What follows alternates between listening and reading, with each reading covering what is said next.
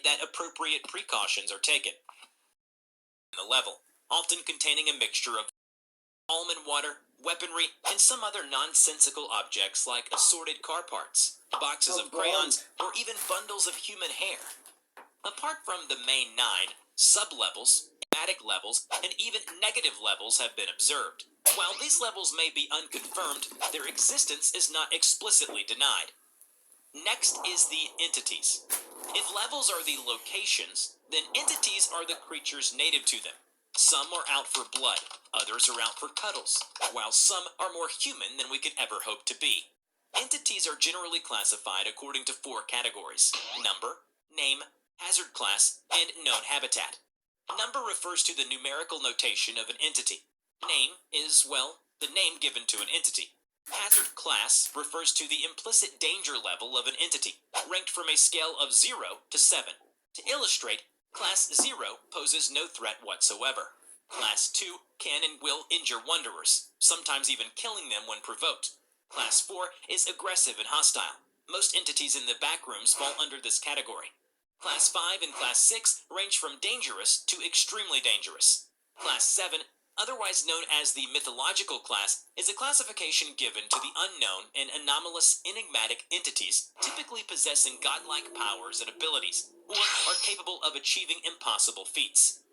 Lastly, habitat refers to the location where an entity typically resides. Some of the classifications include rare, appearing in less than 5 levels, common, seen on more than 20 levels, majority, residing in over 50% of levels, and the backrooms, found in all levels. An example of a typical entry of an entity is as follows. Entity number 3, Smilers, Class 4, Majority. Smilers are hostile entities, identified by their signature reflective white glowing eyes and long smile with sharp teeth gleaming in the dark. These entities only appear in dark corners or doorways, where their true form is hidden from view. Unconfirmed sources reported that they possess alien-like bodies, with arms and legs bending in unnatural ways. Smilers are obsessively attracted to light, and will chase after anything remotely bright. The entity will only attack if one panics or makes a loud noise.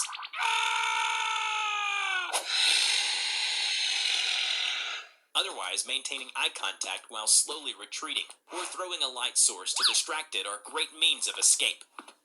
Then we have groups.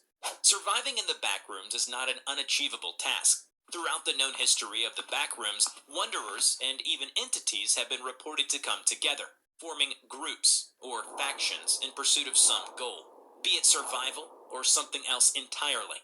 The MEG, also known as the Major Explorer Group, is currently the largest faction in the backrooms. Their sole purpose is to locate the exit. The group operates in small teams, each conducting various tasks such as exploring, mapping out areas, lending a helping hand to lost wanderers, and terminating hostile entities. So, how did it all begin? While the origin of the backrooms vary, it is commonly believed that the dimension was discovered during an experiment conducted in 1987, codenamed Project Gaia. When the government of the United States caught wind of the experiment, they were keen on funding the research. They believed that the backrooms was the light to the future, being the solution to future storage and shelter problems stemming from overpopulation. However, one day, they discovered a man who claimed to have fallen through the ground while jogging and ended up in the backrooms. The man suffered from inexplicable amnesia and injuries consistent with claw marks. The confirmed exit to this place. No wanderer has ever been confirmed to have re-entered back to reality. This place is your new home. Good luck, wanderer. You'll need it, because one thing's for sure. Once you've entered the back... So your profile says that you're really into scuba. Yeah, sorry. Who's that? Oh, that's Mother.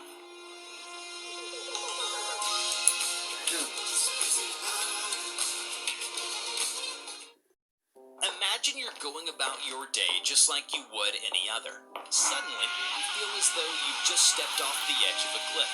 For a split second, everything goes black, and you find yourself falling through an endless void.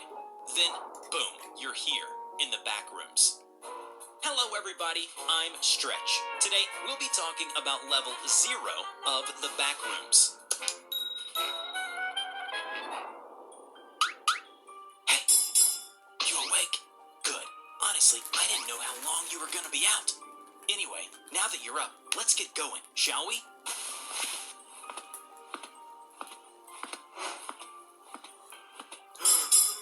Welcome to the backrooms. What? What's the backrooms? Oh, it's, the backrooms. Anyway, I'll fill you in as we go. Don't worry about it. This is level 0, the first level of the backrooms. Wanderers around here also call it the lobby, or the tutorial level. Like those levels in games where beginners test the waters.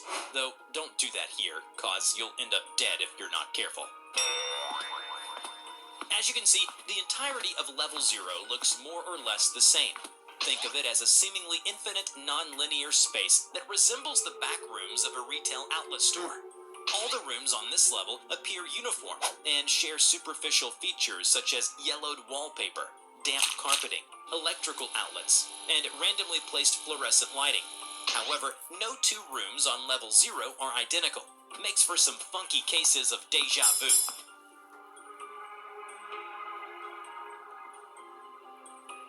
Go on, touch it. Touch the wall. It's wet, yet oddly smooth to the touch. And the carpet feels like you're stepping on a soggy sponge at all times. Now, you might be wondering if you can drink the, liquid on the walls and carpet. Well, no, you can't. It's not safe for consumption. We thought it was almond water at first. And let's just say we quickly realized that it's not almond water. Bleh.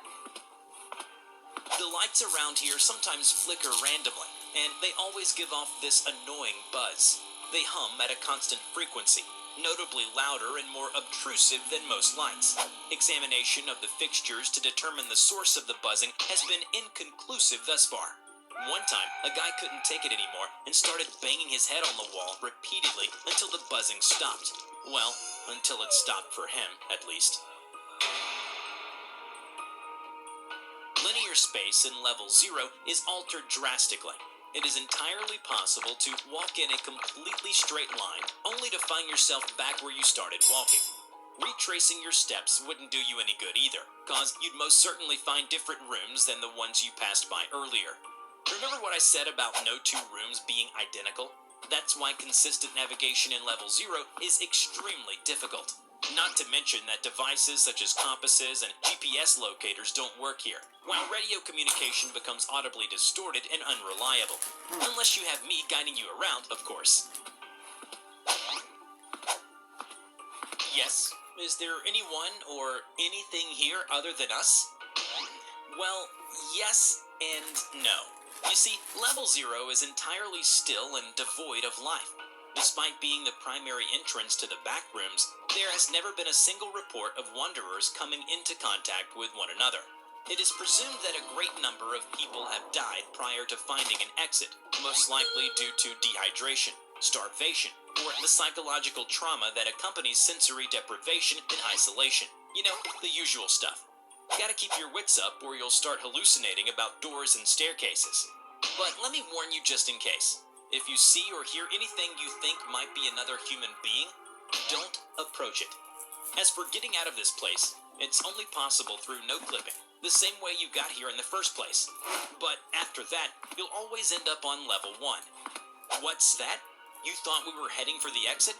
Oh, no. No one ever leaves the back rooms. They cannot leave. It's just not possible. Yet.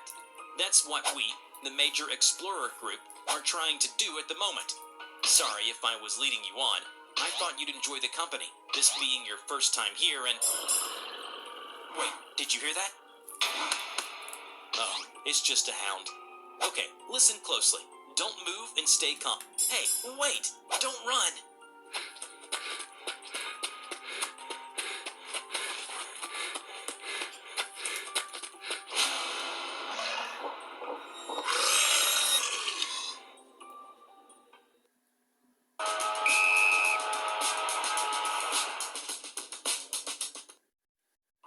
The year is 1987. The threat of nuclear war is an ever-present danger. The Americans need to find shelter from a nuclear winter, should the worst happen. Yes, I did it! Dr. Faulkner applied the finishing touches to his machine. Everyone had told him it was impossible, but now he had done it. He had created a machine capable of building an alternate reality, codename the Gaia system. Yet, when Dr. Faulkner demonstrated his invention to the Bureau agents, at first, nothing happened. This can't be right. The calculations were correct. Perhaps I could...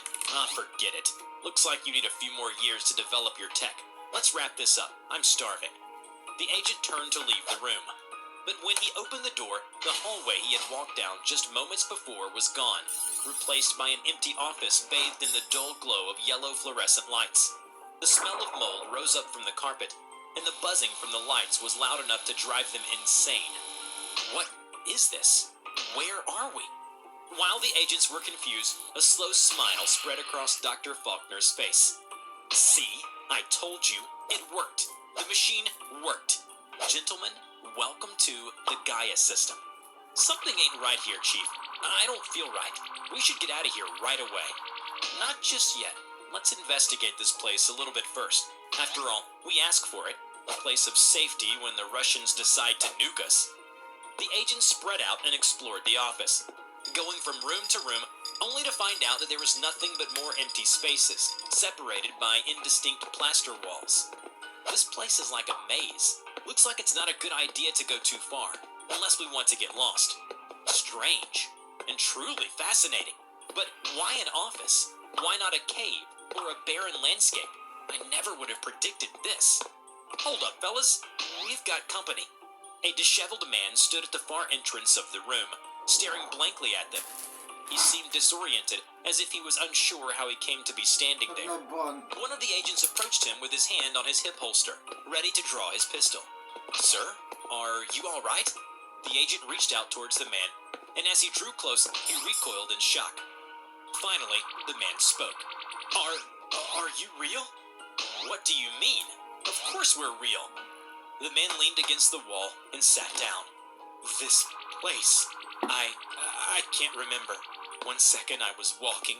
The next somehow I fell through a wall or something, and I've been trapped here ever since. I didn't think anybody else was here, until I realized I was being chased by something. Something terrible. I kept glancing over my shoulder. I would glimpse some sort of tall figure, vaguely human, but also somehow not human.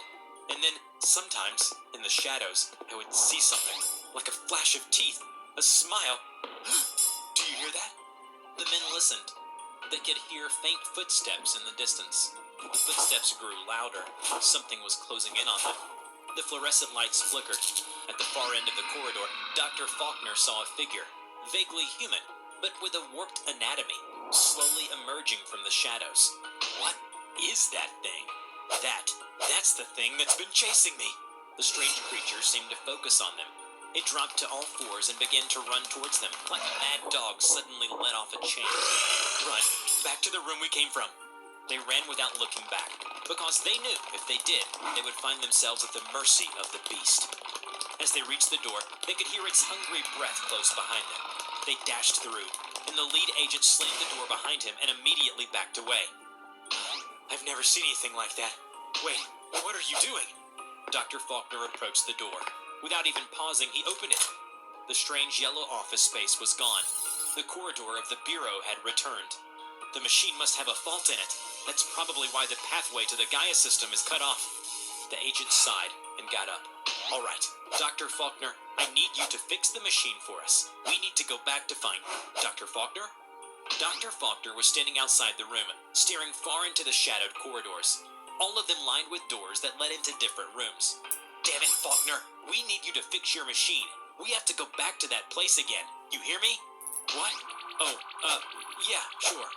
Staring into the hallway, he could imagine the horror, the familiar yet unnerving reality that his senses would never accept. Somehow, the smell of the moldy carpets and the buzzing of the fluorescent lights lingered still in his mind. Imagine walking down a familiar office hallway, the moldy smell of sweat emanating from the carpet, the constant buzz of blinding fluorescent lights that illuminate the empty space surrounding you, everywhere, except that dark corner. Something within the darkness glows. Backrooms are hostile. They can be identified by, as you can see, Their charming smile that showcases their teeth and their reflective eyes that gleam in the dark. They tend to reside in dark areas on levels 2 and 3, and their base is known as the Smiling Room.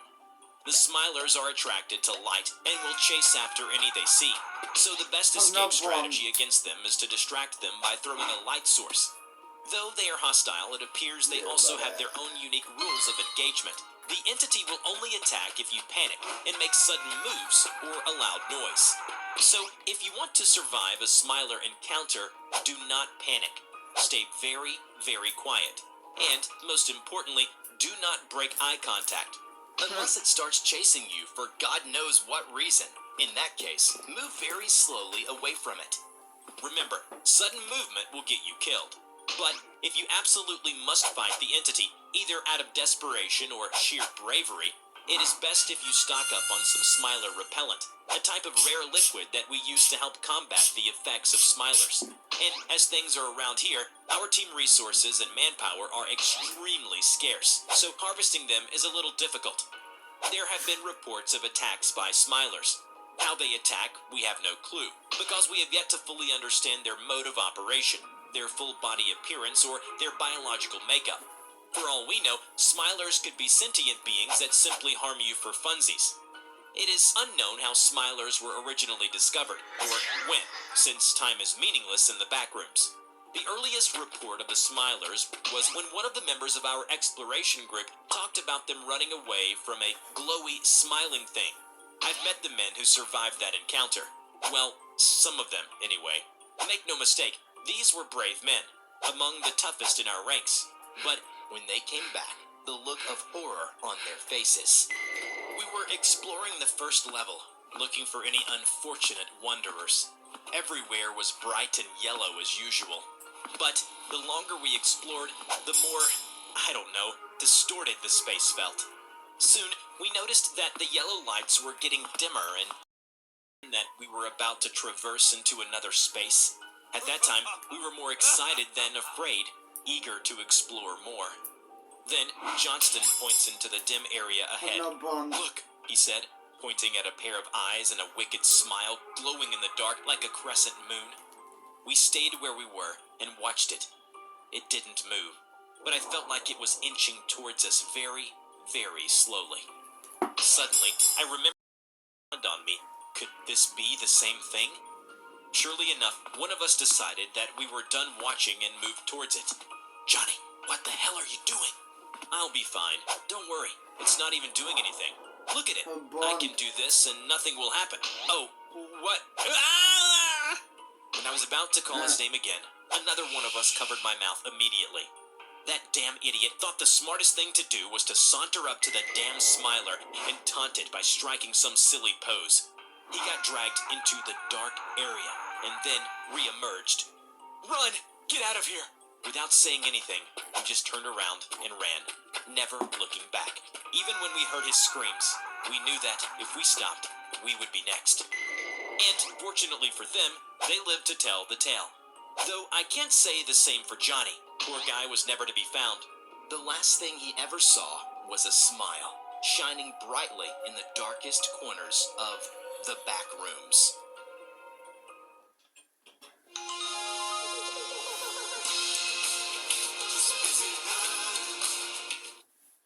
At that time, we were more excited than afraid, eager to explore more.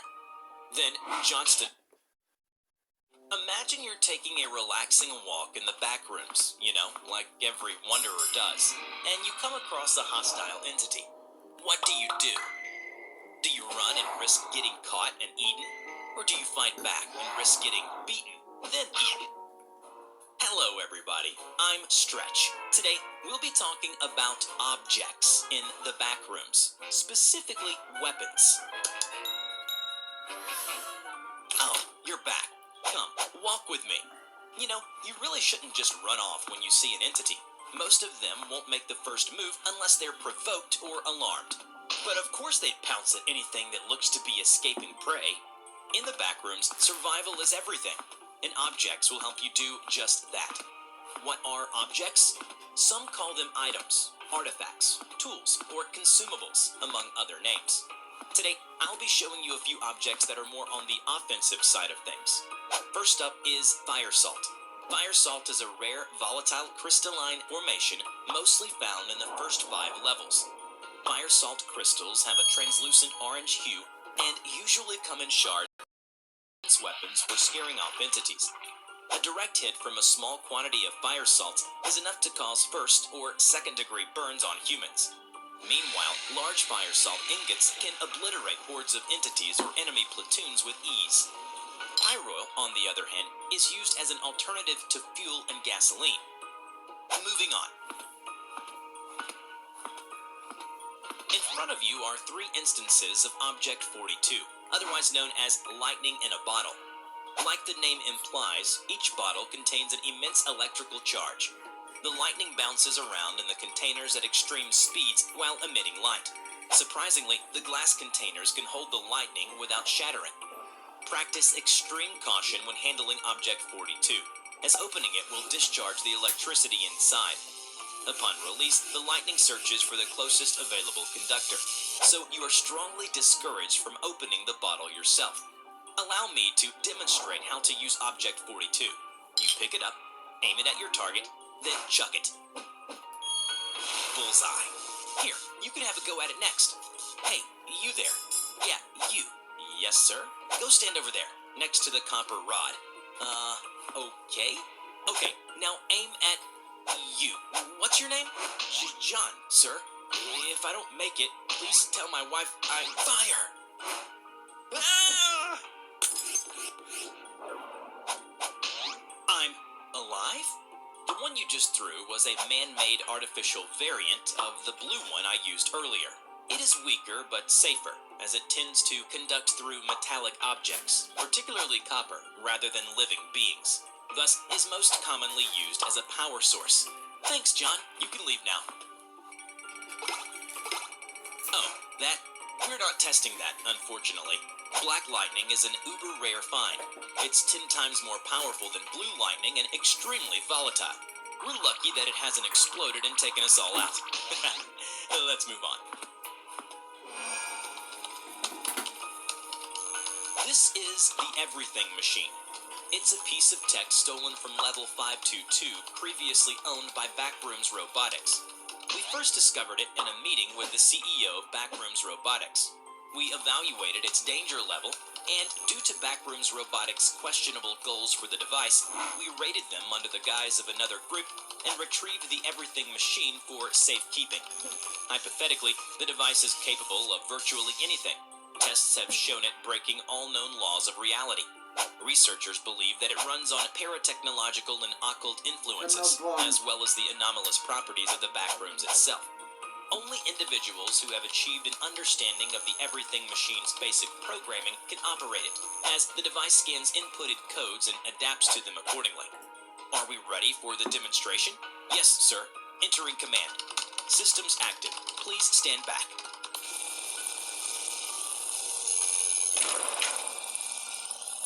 The device has activated. It will now attempt to cut a hole into reality and connect to...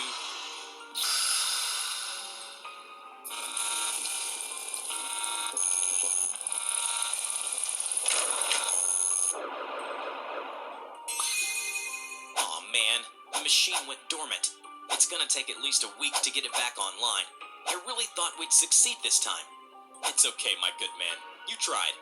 What you've just witnessed is a failed attempt at creating an exit back to the front rooms.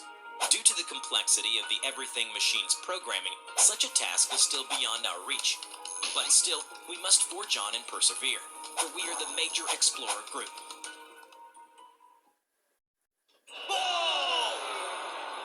Your Aussie sports sure are built different, just like the PointsBet app. It's faster, easier, unique markets, better offers. Oi, quarterback, get a dog up ya! Can't bring this guy anywhere. In front of you are 3 instances of Object 42, otherwise known... So, you find yourself here, Wanderer. You're lost. Everywhere you go takes you deeper into the labyrinth. You're on your knees, praying to God to get you out of here. But be careful what you wish for, Wanderer. Because your prayers might just reach nobody. but the gods of the backrooms. Hello everybody, I'm Stretch. Today, we'll be talking about the gods in the backrooms. Now, there are many entities within the backrooms, but only a handful are as powerful and godly as the ones I'm about to tell you about. First, the Crimson Wanderer, a mysterious warrior of unrivaled strength and skill, feared for his deadly combat prowess, but also revered as a hero by many. He's widely considered as one of the most dangerous humanoid entities, racking up the highest recorded kill count in the backrooms. This is mostly due to his extremely violent tendency to hunt and slaughter monsters across levels. Yet, he doesn't kill needlessly and disapproves of needless suffering. In battle, he is quick and swift, opting to end fights as quickly as possible. The Crimson Wanderer strikes fear into the hearts of the entities in the backrooms. For instance, the Smilers fear him, and rightfully so, because the Crimson Wanderer absolutely detests Smilers, so much so that his aura of hatred alone is enough to disintegrate them to dust. The Facelings are a little split on that department. While most of them are somewhat afraid of the Crimson Wanderer, some have come to respect or even admire him. The Crimson Wanderer would never indiscriminately kill Facelings, only punishing those who misbehave. As for the Skin Stealers, the Crimson Wanderer views them as parasites, cowardly liars, and even traitors that need to be exterminated. Thus, he can and will kill any in sight. As the Crimson Wanderer can always see through their disguise, Skin Stealers are extremely afraid around him. If you see someone getting paranoid or agitated in the Crimson Wanderer's presence, then there's a good chance that they are a Skin Stealer. While the Crimson Wanderer does not blindly attack, he has been reported to draw blood from Wanderers in the past. But only those he deemed to have crossed the line. Should you encounter him, Wanderer, watch your step and tongue, and tread very carefully. Incidentally, many find it surprising that the Crimson Wanderer is able to communicate, even expressing some semblance of humanity with an actual personality, possessing clear, keen judgment and ideals. You're welcome to try talking to him, but he rarely answers back. And even if he does, his demeanor is usually cold, stoic, and downright cynical. However, he does show a great deal of empathy as he's protective of the weak and innocent, earning him the moniker anti-hero of the backrooms, much to his disdain. Next, we have the Watcher. It is the creator of all levels in the backrooms. Believe me when I say that the Watcher's true power and hostility is incomparable to its creations. Unlike most backrooms entities, the Watcher prefers endless suffering and torture over death. Unlucky Wanderers may hear the Watcher's sanity-draining whispers in their ears, causing them to fall under its control, and you know the rest.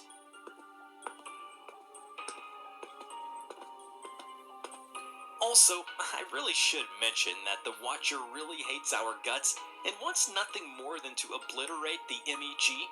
Instead of outright crushing us like insects, it wants to destroy us slowly and quietly, as it is aware of the countless contingency plans we've put in place. And even if it wanted to, the Watcher cannot just kill everyone in the backrooms or send them into the void.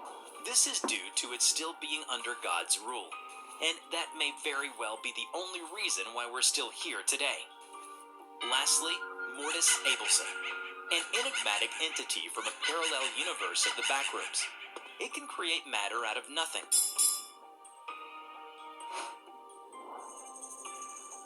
But the power of creation isn't its only forte, as it frequently commits acts that defy the laws of physics just to make fun of our reality. It is reported to possess great knowledge, yet lacks wisdom, or human wisdom, I should say, to utilize it. Mortis can locate Wanderers by tracking their voices and thoughts that are scattered within the level it currently resides. So you might find it coming up to you and asking tons of weird and completely random questions. Mortis is also proficient at speaking all known languages. It can make jokes, tell stories, and more so often sympathize with Wanderers, as it can identify emotions and even evil intentions of said Wanderers. Overall, little is known about Mortis's true nature, because for some reason it uses its profound powers to amuse and entertain people. But we speculate that Mortis Abelson is hiding something. Something sinister behind its smile. These are just a few of the godly entities I can tell you for now, Wanderer. Your prayers may not mean a thing. Such is the whimsy and unpredictability of God's will. And so is this place which you may now call home, the backrooms. Palmolive Naturals, now with 95% naturally derived ingredients. Just add nature. Take your videos offline and watch uninterrupted. Try YouTube Premium on us. Imagine if hell was real, and you were given the chance to go in, take a stroll, then come back out, presumably alive and well. Would you do it? Hello everybody, I'm Stretch. Today, we'll be talking about level 666 of the backrooms.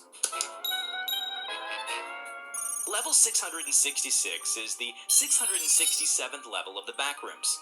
The number is no mere coincidence, as it has been universally described as hell by all those who have had the misfortune of entering and the fortune of making it back out. Level 666 cannot be accurately described in a traditional sense, as every wanderer who enters the level has a different experience. These specific versions of level 666 are referred to as manifestations. It should be in each manifestation, and they cannot cross into another individual's manifestation. This effectively makes it impossible to establish outposts or communities within the level. Having said that, there exists one universal constant across all manifestations. There is always some sort of sign reading, "Welcome to Hell." The message is often delivered in the form of a neon sign, graffiti, or welcome mats, each stylistically fitting in with that manifestation's surroundings. The matter-of-fact sign will always be visible to you, and will be written in the Wanderer's most fluent language. If you're blind or illiterate, it will be spoken to you instead. Heck, even if you lack all 5 of your senses, the level will never fail to let you know that you've entered hell. All manifestations of level 666 consistently play up and exploit their Wanderer's fears, vulnerabilities, and insecurities. Thus, there are theoretically infinite unsettling scenarios in which you could find yourself. They will be uniquely horrifying to you, even if you share the same fears as other Wanderers. Multiple manifestations can appear simultaneously, and the number of manifestations does not affect how each is generated. However, if you have no concept of fear for some reason, then you are not allowed to enter the level. Weirdo. The following is a documented manifestation of a Wanderer. Ken had been fascinated with Japanese culture and traditions ever since he went on a trip to Japan with his family when he was a wee lad. Later, in high school, he was accepted into a student exchange program to Japan, and he loved every second of it. That's why he vowed to move to Japan after college, though I'm sure you can guess what happened next. Ken's manifestation took on the appearance of the Fushimi Inari Shrine, albeit with a more macabre look. It appeared as a single endless hallway made of torii gates. Much like their counterparts in the front rooms, the feet of these torii gates were coated in red and black paint. A lantern hung above, and random kanji characters were scribbled on the walls all around him. The floor was a single pathway made of rocks, lined with pebbles on both sides. Initially, Ken was ecstatic, thinking that he'd somehow escaped the back rooms and wound up in Japan of all places. What luck! Unfortunately, he would soon come to curse his apparent luck. Ken walked for what felt like an eternity until all he could think about was how tired and hungry he was. Suddenly, the earth trembled with a low roar, and the ground beneath him cracked open. He had to keep jumping to another spot to avoid falling, like he was playing The Floor is Lava. Ken miscalculated one of his jumps and slipped through a widening crack. Fortunately, he managed to grab onto the edge and pull himself back up with what little strength he had left. Back above ground, Ken's mind raced wildly, trying to make sense of the chaos. He was taking in quick, heavy breaths. However, in his distress, he found his eyes shifting to look into the hole that almost ended him. What he saw calmed him down completely. His mind was no longer frantic, and his breathing returned to normal. He saw nothing. It was an empty void. No sound, no life, no light, nothing.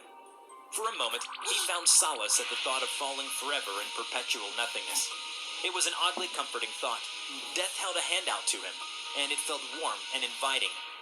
No, don't give in. In a split second, Ken snapped back from his trance and shook his head. The earthquake had stopped, so he climbed to his feet and marched on. He walked and walked and walked. The colors in front of him began to change. No longer were the walls and gates red and black, but now colorful arches were leading him to a neon sign that read, "Hello, gorgeous." Ken touched the sign, and the hallway opened up to the same Torii gates, except this time, everything was pitch black, and the floor, to his horror, seemed to be made of bones and organs. At the end of the path was a wooden door. When he reached it, Ken looked down and saw a welcome mat. It read, "Welcome to hell. We hope you have a happy stay here."